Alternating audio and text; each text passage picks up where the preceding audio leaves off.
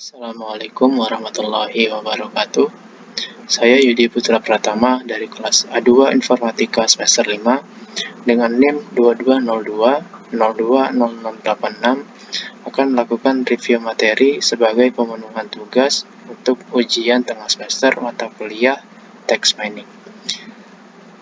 Materi yang akan saya review adalah materi klasifikasi dengan menggunakan algoritma Naive Bayes. Berikut adalah langkah-langkah kode program yang akan dijalankan. Pada sel pertama, terdapat beberapa import-import library yang akan digunakan. Pada baris pertama, yaitu adalah import pandas yang akan digunakan untuk melakukan pengolahan data. Di baris kedua, yaitu import train test split yang akan digunakan untuk membagi antara data train dan juga data test. Kemudian di baris yang ketiga yaitu adalah import count vectorizer yang akan digunakan untuk mengubah teks menjadi representasi numerik.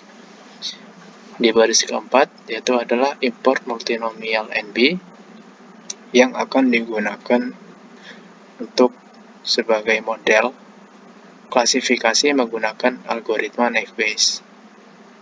Di baris kelima terdapat import akurasi underscore score, confusion underscore matrix, dan juga classification underscore report. Untuk fungsi masing-masing dari perintah ini ialah untuk akurasi underscore score digunakan untuk menghitung akurasi dari sebuah model. Kemudian confusion underscore matrix ini berfungsi untuk menampilkan sebuah matriks kebingungan, dan untuk classification underscore report berfungsi untuk memberikan ringkasan matriks berupa matriks evaluasi seperti precision, recall, dan F1 score.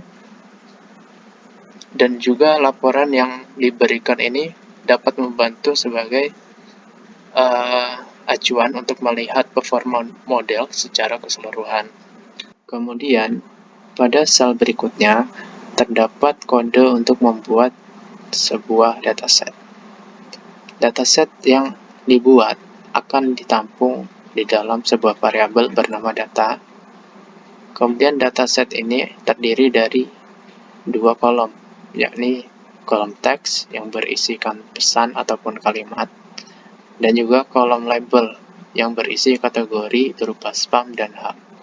Kemudian dari dataset ini akan dibuat sebuah tabel data yang akan ditampung ke dalam variabel bernama df. Nah, perintah ini menggunakan pandas sebagai library dan juga fungsi data frame untuk membuat tabel data. Kemudian mengambil isi dari variabel data ini dan membuat tabel dari data tersebut. Kita bisa melihat isi dari tabel df tersebut dengan menuliskan perintah print dalam kurung df. Hasilnya bisa kita lihat terdapat sebuah tabel data yang berisi dua buah kolom, yakni kolom teks dan juga label, sesuai dengan dataset yang ada dan juga isinya juga sama. Karena kita memang mengambil variabel data yang ada di sini. Kemudian beralih pada sel selanjutnya. Di sini terdapat perintah untuk memisahkan kolom teks dan juga label yang ada di dalam tabel df. Untuk kolom teks yang ada di dalam tabel df akan ditampung oleh variabel x, dan untuk kolom label akan ditampung oleh variabel y. Kemudian pada sel selanjutnya terdapat perintah untuk membagi dataset menjadi data latih dan juga data uji. Pembagian dari data tersebut akan ditampung ke dalam beberapa variabel, yakni diantaranya yaitu variabel x underscore train dan juga y underscore train untuk menampung data latih, dan untuk variabel x underscore test dan juga y underscore test akan menampung data uji. Kemudian menggunakan perintah train underscore test underscore split untuk membagi datanya, dan juga pemanggilan variabel X dan juga variabel Y sebagai data yang akan dibagi. Kemudian perintah test underscore size ini digunakan untuk memberikan ketentuan seberapa besar atau seberapa banyak data uji yang akan digunakan. Dalam hal ini yaitu sebesar 0,2 atau 20%, berarti sebanyak 20% dari total dataset yang ada di sini akan digunakan sebagai data uji. Sedangkan sisanya akan digunakan sebagai data latih untuk melatih model. Kemudian terdapat perintah random underscore state.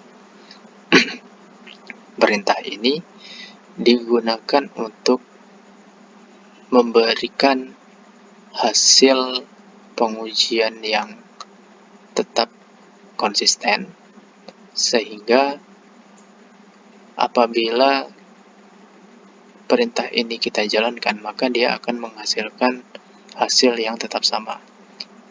Jika random underscore state ini kita hilangkan, maka setiap kali kita melakukan running terhadap perintah ini, maka dia akan menghasilkan data yang berubah-ubah terus. Kemudian, untuk sel selanjutnya, terdapat perintah untuk mengubah variabel X. Di sini variabel X adalah kolom teks, baik itu variabel X underscore train ataupun X underscore test, akan dirubah menjadi numerik menggunakan metode back of forth. Apa metode back of forth itu? Back of forth adalah metode di mana teks akan diubah menjadi vektor. Kemudian menghitung jumlah kemunculan kata unik dalam setiap teksnya. Selanjutnya, untuk variabel X underscore train atau data latih di dalam variabel X akan diubah menjadi vektor dan ditampung ke dalam sebuah variabel bernama X underscore train underscore bow. Pertama, kita perlu memanggil perintah convectorizer-nya. Di sini ditampung dalam variabel bernama vectorizer. Kita panggil vectorizer. Kemudian perintah fit. Perintah fit ini digunakan untuk mengidentifikasikan kata-kata unik yang ada dalam sebuah kalimat. Kemudian perintah transform. Perintah transform ini berfungsi untuk mengubah setiap teks menjadi vektor untuk setiap kata unik yang muncul. Kemudian kita panggil data X underscore train-nya. Begitu juga dengan data tes atau data uji yang ada dalam variabel X. Hasil dari perubahan variabel X underscore test ini akan ditampung ke dalam variabel bernama X underscore test underscore bow. Kemudian pada sel selanjutnya adalah perintah untuk melakukan pelatihan menggunakan algoritma naive Bayes. Pertama-tama, algoritma multinomial NB dipanggil dan ditampung ke dalam variabel bernama NB. Kemudian, model multinomial NB akan dilatih menggunakan data latih yang sudah kita rubah ke dalam bentuk representasi back of forth. Dalam hal ini yaitu adalah variabel X underscore train underscore bow, dan juga akan dilatih dengan variabel Y underscore train. Kemudian untuk cara kerja dari model ini sendiri yakni adalah dengan mengidentifikasikan kata yang sering muncul dan juga di posisi mana atau di label mana dia muncul. Misal sebagai contoh, kata diskon misal sering muncul di pesan yang dilabeli spam.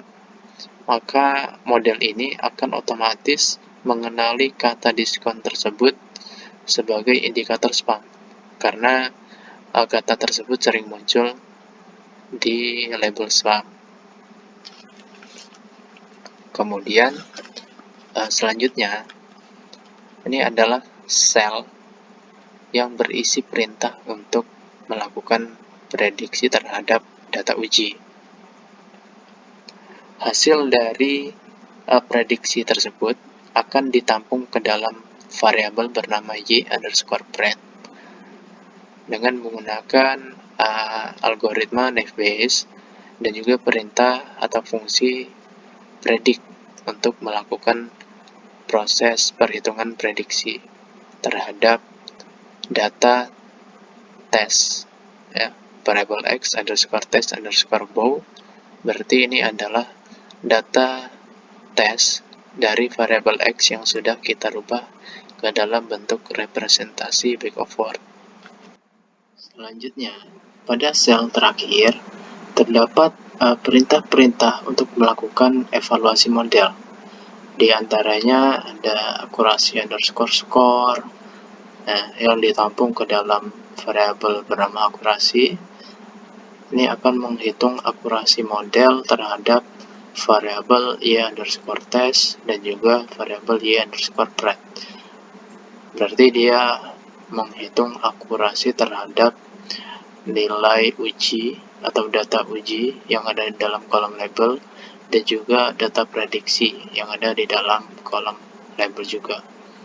Kemudian terdapat perintah confusion matrix yang ditampung ke dalam variabel conf underscore matrix. Dia berfungsi untuk menampilkan matriks kebingungan, memberikan informasi terhadap jumlah prediksi benar dan salah untuk setiap datanya. Oke, selanjutnya terdapat perintah classification underscore report yang ditampung ke dalam variabel bernama class underscore report dan berfungsi untuk menyediakan laporan yang mencakup precision, recall, dan juga event score. Apa itu precision, recall, dan juga event score? Precision adalah prediksi benar dari total prediksi yang ada di dalam data prediksi. Kemudian untuk recall, recall adalah prediksi benar dari total data yang ada di dalam data uji. Lalu untuk event score adalah nilai rata-rata dari precision dan juga recall.